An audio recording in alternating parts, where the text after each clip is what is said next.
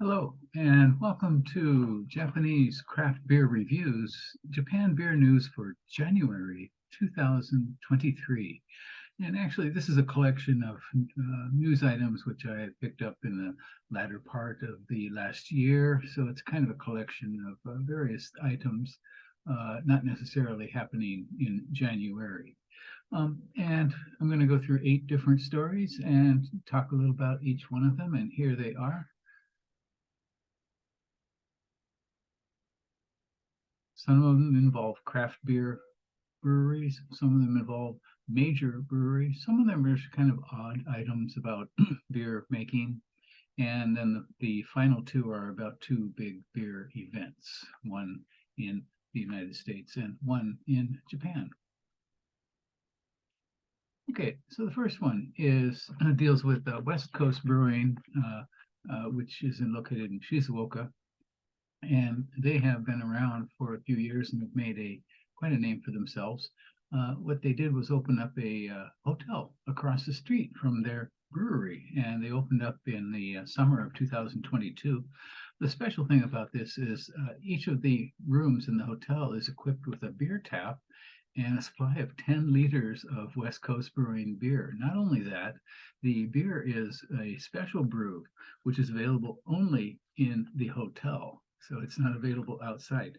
And of course, if you drink up all that 10, you can go, across the street and drink some in the brewery. If you don't, you can take some of it home in a growler. Okay. So the first floor of the building is also a West Coast Brewing tap room. Okay, second up, Sapporo is decided to start brewing again, brewing their Yebisu beer in the namesake area, Tokyo's Yebisu, after 35 years. So they'll start at the end of 2023. So this is the birthplace of Yebisu beer. Some people don't know, but Sapporo is the brewery that makes Yebisu. It's kind of their premium line, and the location is at the Yebisu Garden Palace, which also includes a museum of Yebisu beer. And so, if you like Yebisu, this is certainly a place to visit. They expect 200,000 visitors annually, so it should be quite a place to see. Okay, and next up, also from Sapporo Beer and Yebisu, they've decided to continue making their series, or to make a series out of Yebisu Hop Terroir. And this is a beer which came out from November 22nd in limited quantities. We're in January now of the new year, 2023, and I just saw it yesterday on the shelves at a store, so it's still around.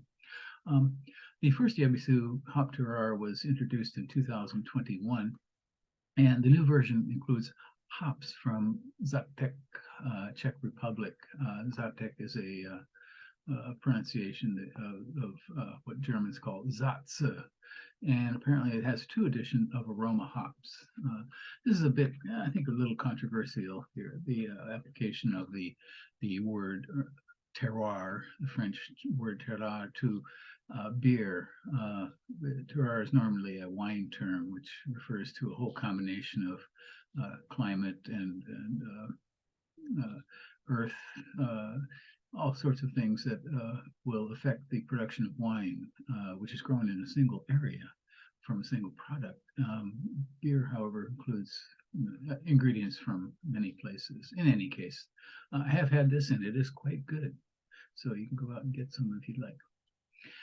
Okay, the next one is about a major beer company, and this is Kirin. Like many of the major breweries in Japan, they are looking abroad for their profits. The Japan beer market has been declining for 17 years, which probably will again this year. And they have purchased approximately 15% stake in an Indian craft beer maker called Bira, which opened in 2015. And so Bira they plan to expand with this investment. They already export, and I'm sorry, let me stop here.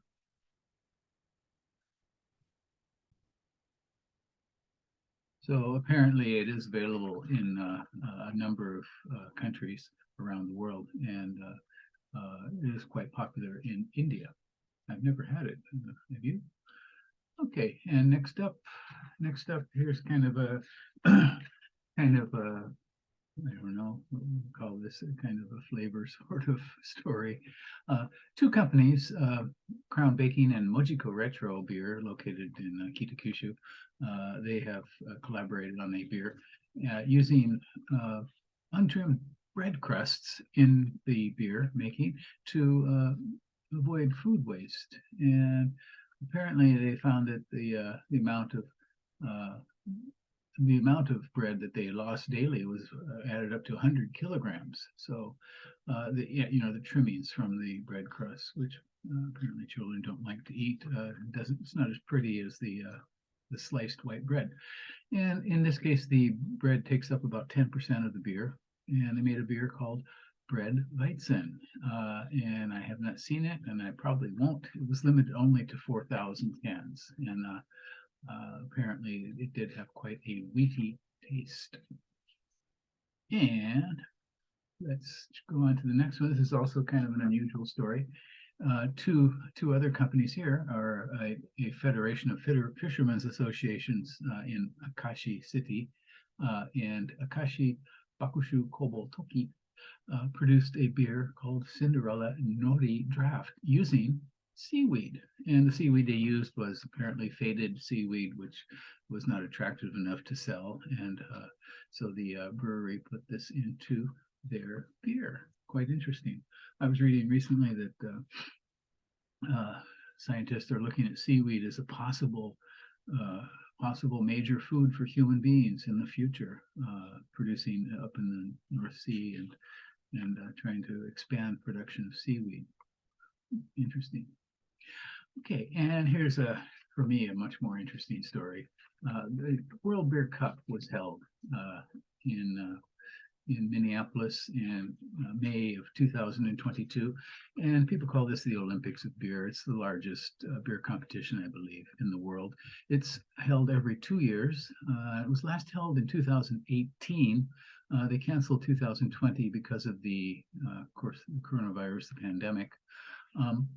And next year it will be held again in Nashville. They're going to switch to an annual format rather than every 2 years. And you can see some statistics from 2022, the number of beers entered, breweries, how many countries, styles, judges, and judges from the number of countries that provided judges. So it is quite a big and comprehensive competition.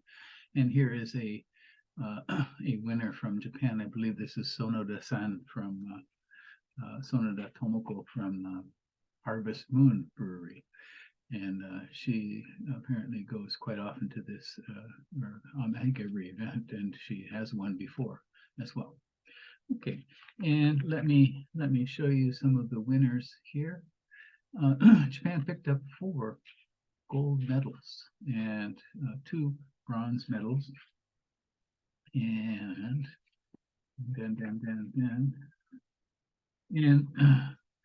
this is quite an increase over 2018, where they picked up only 1 silver and 1 bronze. So Japan entered the 3rd most number of beers in the competition. You can see at 293. The largest groups were Canada, or the United States and Canada.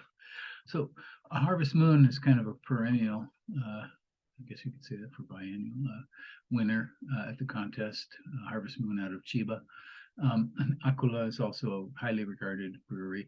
Heiwa Craft is fairly new, and this is quite a surprise. I have had the Irish style red ale, in any case. And Miyazaki Hideji, of course, this is often rated one of the top beers in Japan every year on ratebeer.com. Outsider Brewing, well known, certainly, and Far East Brewing, of course, they export a lot, so people know them quite a bit, I think. So these were the results. So pretty good showing overall. We'll see. So they're going to have it again in 2023 soon. In fact, as we see here, it was when okay, in Nashville, and usually it's held early or in the middle of the year. So we'll see. Okay, well, the final story deals with another big beer event, and that is Hood to Fuji 2023. And this is a collaboration beer and cider festival. And this year they're going to, what they do is they pair breweries from Portland, Oregon, and from Japan. And they get the brewers together from these 20 or 40 breweries, and they produce collaboration beers. This year, 40 breweries will be participating, 20 from Japan and 20 from Portland, Oregon. It's going to be located held at the Shibuya Stream in Japan, or in Tokyo, and the dates are there, April 15th and 16th, as you see. This has been a festival that's been held since 2018, and what happens is the idea was they would go from one country to the other in succeeding years. So Hood, of course, is Mount Hood, the iconic Oregon mountain, which is visible often from Portland. And Fuji, of course, needs no explanation. So the first one was Fuji to Hood, which means Japanese brewers went to Portland to brew. And that was in 2018. And then they reversed it and had it in Japan. It was actually held at the Spring Valley Brewery in Tokyo in 1919. It was canceled in 2020, unfortunately. And then it was held again, Fuji to Hood, in 2022 in Portland. But this time, I think, should be the biggest one yet. And here is a list of the collaborations. As you see, there are 20 of them. And many of these are among the most famous Japanese breweries, and some are rather new. In fact, Inkhorn, for example, I think just started last year. Rise and Win, well, they've been around a few years, but they're not quite well known, I think. Spring Valley Brewery is, of course, a subsidiary of Kirin, a major Japanese beer company. And then, of course, the Portland breweries. I used to go to Portland at least once a year, and it's been 3 years, and now there are some which I do not know. So kind of unusual. It should be interesting. And I would really like to see them put these out for sale somewhere. Not everybody can get up to Tokyo on those dates and try the beers that they produce. So it would be nice to see some of those appear somewhere on a website or put them, for sale somewhere. Okay, well, that is it for January 2023. I'm still now collecting the news for the next edition, and please check in the description for web links to all of these stories. Okay, take care and happy drinking. See you next time. Bye-bye.